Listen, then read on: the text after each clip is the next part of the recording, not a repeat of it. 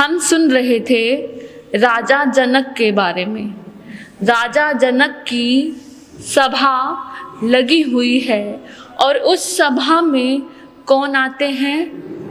12 वर्ष के वो बालक सभा में प्रवेश करते हैं और उनके रूप, उनके रंग को देखकर सभी ज्ञानी जन, पंडित जन क्या करने लगते हैं?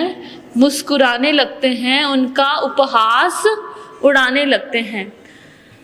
जब वो उनका उपहास उड़ाते हैं तो अष्टावक्र भी खिलखिलाकर जोर से हंसते हैं। उनकी हंसी को सुनकर, उनकी हंसी को देखकर राजा जनक बड़े आश्चर्यजनक हो जाते हैं कि सभाजन क्यों हंसी ये पता चला, लेकिन ये किस लिए हंसा ये पता नहीं चला। तो भगवान महावीर भी कहते हैं, कमुना बंधनो होई, कमुना होई खतियो, वयो कमुना होई शुद्धो हवई कमुना। कर्म से ही तुम ब्राह्मण हो, कर्म से ही तुम क्षत्रिय हो, कर्म से ही तुम वैश्य हो और कर्म से ही क्या हो? शूद्र हो। कर्म से ही जैसा तुम कर्म करते हो वैसे वैसी जाति में, वैसे वैसे वर्ण में तुम क्या हो जाते हो? बंध जाते हो, सीमित हो जाते हो। इसलिए अष्टावक्र भी कह रहे हैं कि चमड़े को देखकर तुम हंसे, इस चमड़ी को देखकर तुम हंसे तो तुम पूरी सभा क्या हो गई? चरमकार की हो गई, शूद्र की हो गई, चमार की हो गई। उन्होंने कहा कि अगर एक मंदिर है, मंदिर के भीतर का जो आकाश है, क्या वो उसका असली रूप है आकाश का? इस भवन में जो आकाश है, जो स्पेस है, क्या उतना ही आकाश है? नहीं। भगवान महावीर स्वामी की स्तुति में भी लाइन आती है कि घट घट के अंतर यामी की, घट घट आपके भीतर का जो घट है उसको जानने वाले भगवान महावीर स्वामी हैं। तो अष्टावक्र कह रहे हैं कि एक घड़े के अंदर रखने से आकाश घट का नहीं हो जाता। थोड़ी गहरी बात है, पता नहीं आपको समझ आ रही है नहीं, कि आप जो खुला आसमान देख रहे हो, जो आकाश देख रहे हो, उतना ही आकाश नहीं है। ये बहुत क्या है? विशाल है। तो इस शरीर के अंदर जो तुम इस शरीर का टेढ़ापन, बांकापन देख रहे हो, आत्मा वो नहीं है। जो इसके भीतर है वो बहुत क्या है? विशाल है। तो राजा जनक का सवाल क्या था? सवाल था कि स्वप्न सत्य है या मैं जो खुली आंखों से देख रहा हूं वो सत्य है? सत्य क्या है? तो अष्टावक्र जी कहते हैं कि ना स्वप्न सत्य है। ये सवाल आपका भी है। राजा जनक पर बात मत डालो, ये सवाल आपका अपना भी है कि आप जो सपने देखते हो वो सत्य है या खुली आंखों से आप जो संसार को जी रहे हो वो सत्य है। अष्टावक्र कह रहे हैं कि ना ये सत्य है ना वो सत्य है। जिस अधिष्ठान में ये प्रकाशित हो रहा है वो सत्य है। समझ आया? नहीं समझ आया? जहां पर खुली आंख भी और बंद आंख भी जिस जगह पर हो रहे हैं वो क्या है? आपकी आत्मा, आपका चेतन, आपकी शक्ति। वो शक्ति सत्य है। ना खुली आंखों से देखा हुआ सत्य है, ना बंद आंखों से देखा हुआ सत्य है। दो व्यक्ति जा रहे थे। एक व्यक्ति ने पूछा, देखो वो पागल है, देखो कैसे बाहर बड़बड़ा रहा है, सारी बातें बाहर बोली जा रहा है, बोला जा रहा है। तो एक समझदार व्यक्ति ने कहा, असली पागल वो हैं या हम हैं? हम वो तो जो मन में आया बाहर बोल रहा है और हम 24 घंटे मन के अंदर बोलते ही रहते हैं। अच्छा एक बात बताइए, आप आप मन के अंदर बोलते हैं या सुनते हैं? सुनते। तो बोल कौन रहा है फिर? सुन किसको रहे हो?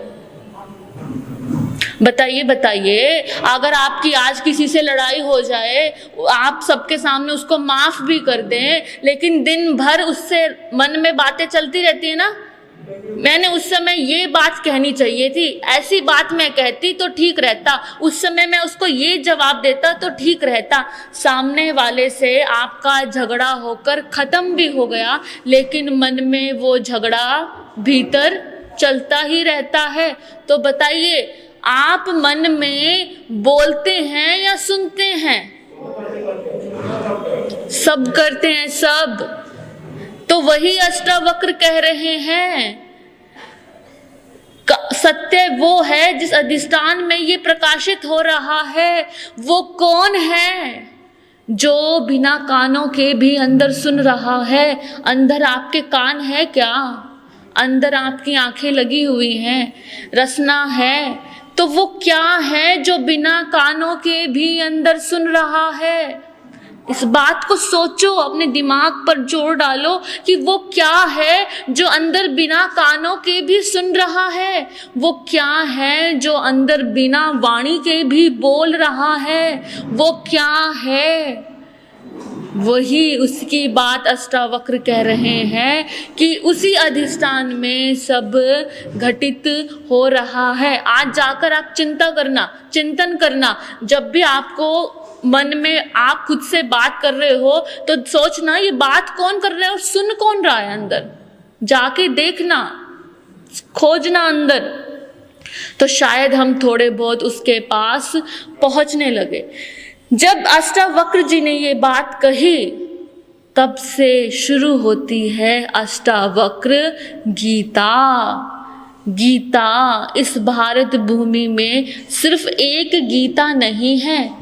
गीता का अर्थ है दो महान स्थिति प्रज्ञाओं के बीच, दो महान आत्माओं के बीच होने वाला संवाद, जो फिर लिखा गया, शास्त्र बना, आगम बना।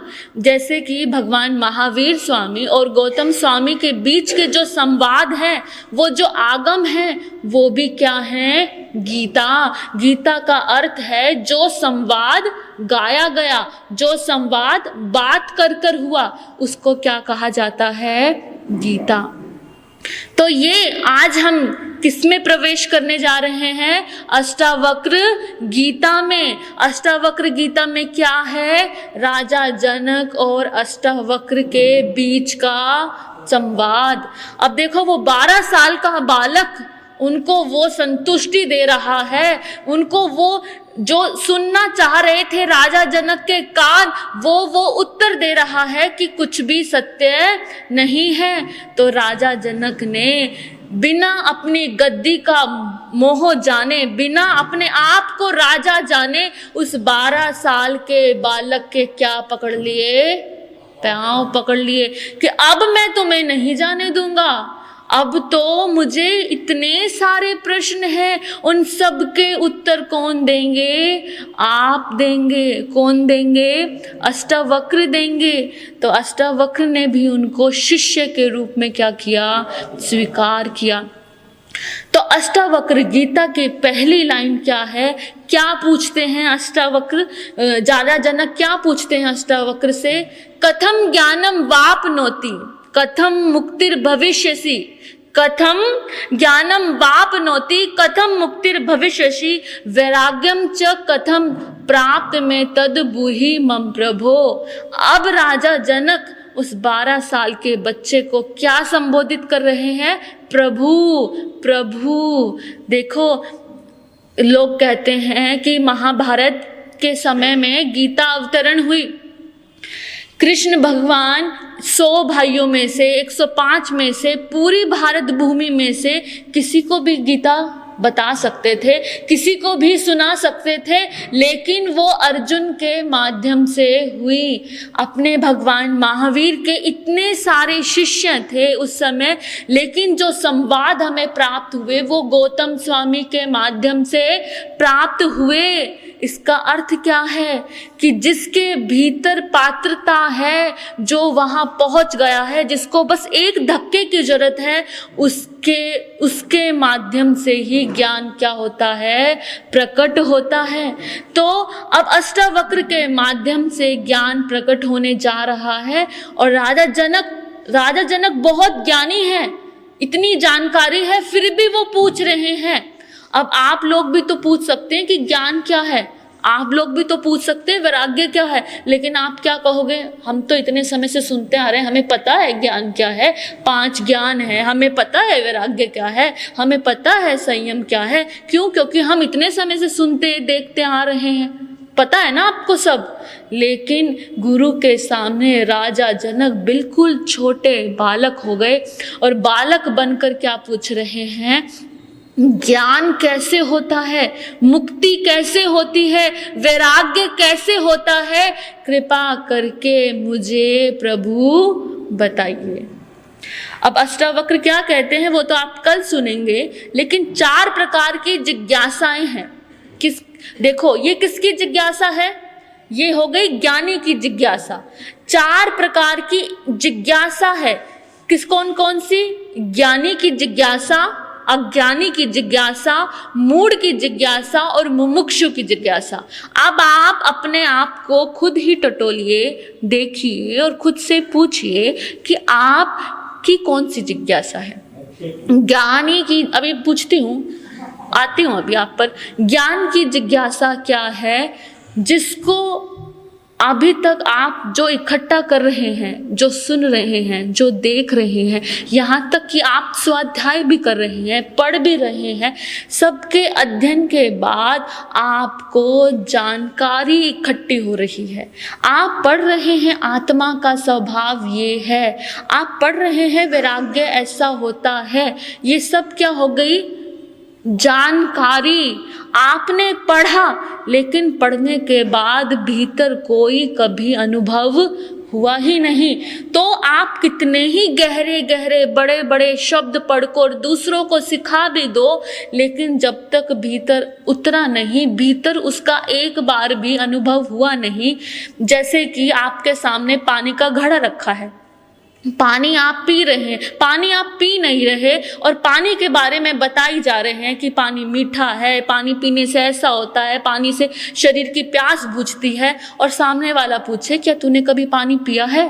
कहते नहीं। लेकिन जब तूने पानी पिया ही नहीं तो तू पानी के बारे में बता कैसे रहा है? ये जिसने जान लिया, जिसकी जान भी लिया और पढ़ भी लिया और भीतर अनुभव भी हो गया, वो कौन हो गया? ज्ञानी हो गया। वो कौन हो गया? ज्ञानी। उसकी जिज्ञासा क्या रहेगी? ज्ञानी की जिज्ञासा रहेगी कि जैसा जैसा मैं पढ़ता जाऊं वैसा वैसा मुझे अनुभव में होता जाए। फिर होती है अज्ञानी की जिज्ञासा। अब अज्ञानी की जिज्ञासा कैसी है कि आपने पढ़ तो बहुत लिया, बहुत सारा पढ़ लिया, लेकिन अनुभव में उतरा नहीं। और उस जानकारी के आधार पर उसको चाहिए लोकेशना मतलब उसका नाम हो जाए, वो ज्ञानी घोषित हो जाए, सब ये कहे कि इसको कितना आता है, उसका सम्मान हो जाए, उसको देवलोक में स्थान मिल जाए, सब जगह उसकी वायुवाही हो जाए। ये किसकी जिज्ञासा है? अज्ञानी की जिज्ञासा। और तीसरी है मूढ़ की जिज्ञासा। अब मूढ़ की जिज्ञासा कैसी है? मूढ़ की जिज्ञासा है कि मुझे संसार मिल जाए, मेरे पोते की शादी हो जाए, मेरे घर बार में घर आ जाए, मेरी ये वाली बहू मेरी बात मान ले, कभी मेरी बहू ने मेरे बेटे पे टोना जादू नहीं कर दिया है, किसी व्यापारी ने जाना ज़्यादा नहीं कर दिया है, और धन कैसे आएगा। सिर्फ आपकी बात नहीं, यहाँ भी लोग हमारे प्रवचन को अच्छा कहें, लोग हमें अच्छा कहें, हमारे बहुत सारे भक्त हो जाएं, मैं साधु जीवन में मेरा बहुत संसार वो है तो आप उसकी बात, हमारा संसार जो है हम उसकी बात। जो इसमें पड़ा रहता है और इसकी जिज्ञासाएं करता रहता है, वो किसकी जिज्ञासा हो गई?